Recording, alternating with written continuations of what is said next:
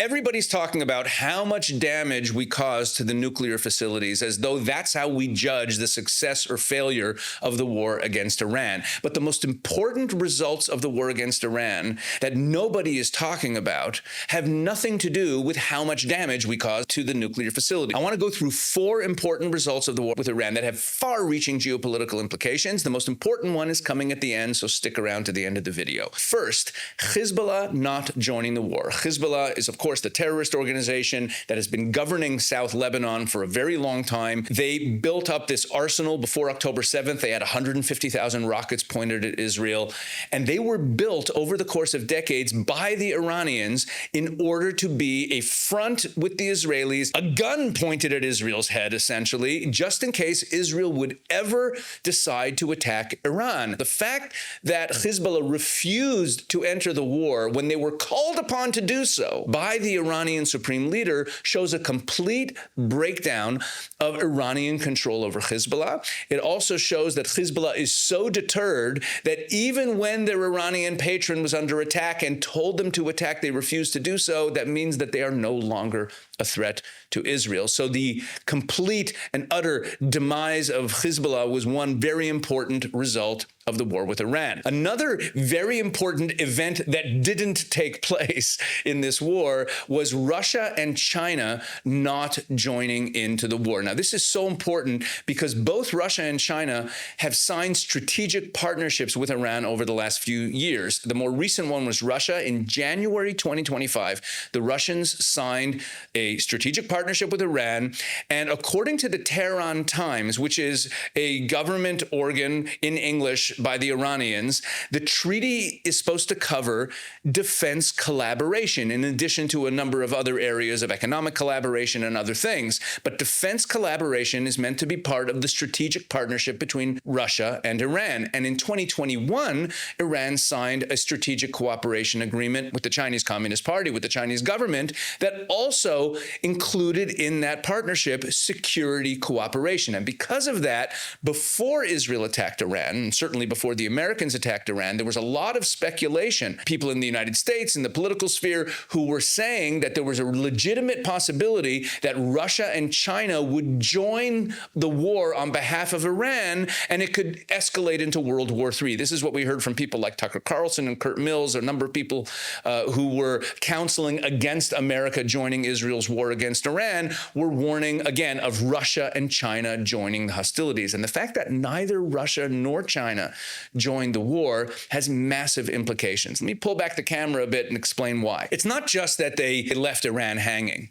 Over the course of the last few years, this 3-part axis of Russia, China, and Iran has been the main challenge to American-led Western hegemony in the world. And this alliance between these 3 powers, Russia, China, and Iran, seemed like a real threat to the West. The fact that with Iran being taken down and now basically being made impotent and being decimated and being so heavily attacked by first the Israelis and then the Americans joining, and neither Russia nor China lifted a finger to help them, really shows the weakness of that alliance. So now you have a situation where in that 3-part axis, Iran has basically been taken off the table. But even the Russia-China alliance has never looked weaker, because if both of them were willing to throw Iran under the bus and not lift a finger to help them, even though they had signed strategic partnerships between them, so what does that say about the strategic agreements signed between China and Russia, like the one that was signed in early 2022, right before Russia invaded Ukraine? Does this mean that China won't have Russia's back and Russia won't have China's back in a potential confrontation with the United States? The implications for China's desires to at some point make a move on Taiwan in the South China Sea are enormous, because whatever the likelihood was that China would have allies in a confrontation against the U.S., that they would have allies of the Russians and the Iranians, well, the Iranians are off the table, and whatever likelihood there is that the Russians would help the Chinese has just dropped significantly. So China has never looked weaker vis-a-vis the United United States in years as they look right now as a result of the defeat of Iran and the fact that neither the Chinese nor the Russians joined the war. China not only didn't join the war, but when the Iranian parliament voted to close the Straits of Hormuz to international shipping as retaliation for the U.S. strikes on Iran, the Chinese stepped in and told them not to and refused to allow them to close the strait. So not only was China not joining Iran in the war, but they were undermining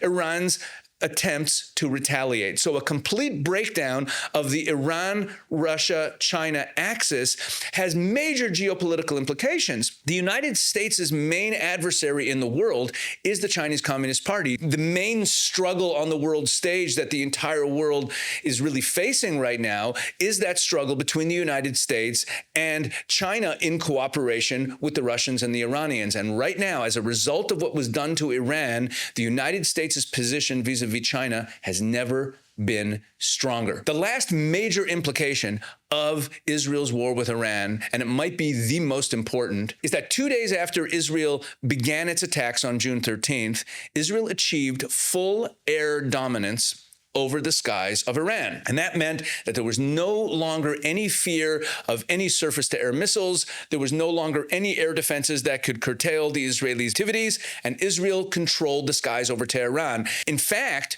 when Abbas Araghchi, the foreign minister of Iran, wanted to fly to Geneva a few days into the war, he actually had to ask permission from the Israelis to fly his plane through Iranian airspace to get out of Iran to go to Geneva. The Israelis granted him permission, but Israel gained full control of Iranian airspace. A few days ago, Israel's defense minister, Israel Katz, made a statement where he said that Israel's goal is to hold on to this air dominance long term and to operate over Tehran in the same way that Israel currently operates over South Lebanon and over Jabalia. Jabalia is the Hamas-controlled city in the northern part of the Gaza Strip. Now, what did Israel Katz mean by that?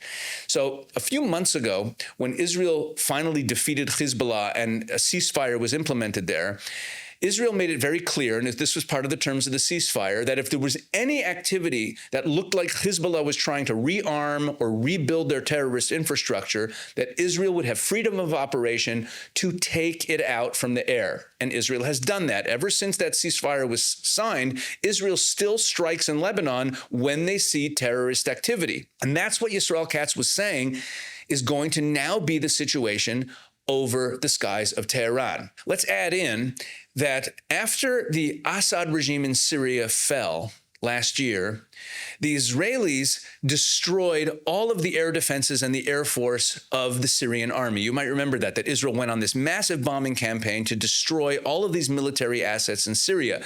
And the way it was understood at the time was that Israel was trying to prevent all of this equipment and all of these military assets from falling into the hands of the new leader of Syria, Ashara, or al-Julani, as he's sometimes called. There was really a larger agenda here for the Israelis. There was something bigger at stake, which is that Israel was taking out all of the air defenses and all of the surface-to-air capabilities in Syria so that they would be able to control the skies over Syria just as they control the skies over South Lebanon. And they achieved that. In fact, the planes that Israel was flying into Iran in this war were doing their refueling over the skies of northeastern Syria on their way to Iran. Israel controls that airspace. What this means is that the situation today is that from the Mediterranean coast of Lebanon and northwest Syria, all the way over to east of Tehran, maybe even all the way to Pakistan, all of that airspace over Lebanon, Syria, Iraq, Jordan, and Iran is all now patrolled by and controlled by the Israelis. And the Israelis have no intention of giving that up.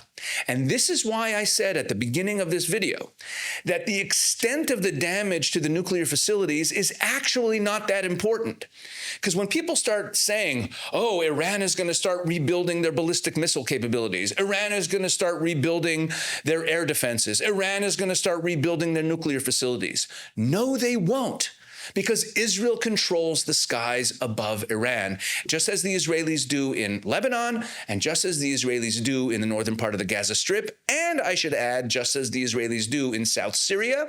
If there is any activity on the ground that looks like it's building towards a threat against the Israelis, the Israeli Air Force will deal with it.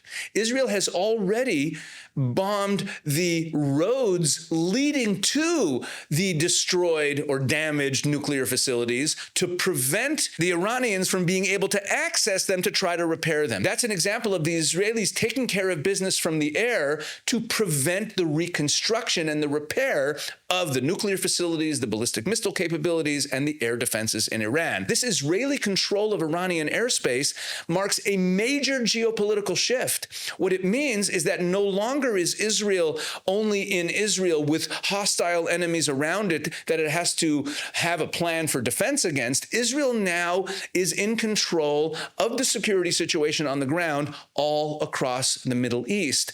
And that's a major geopolitical shift.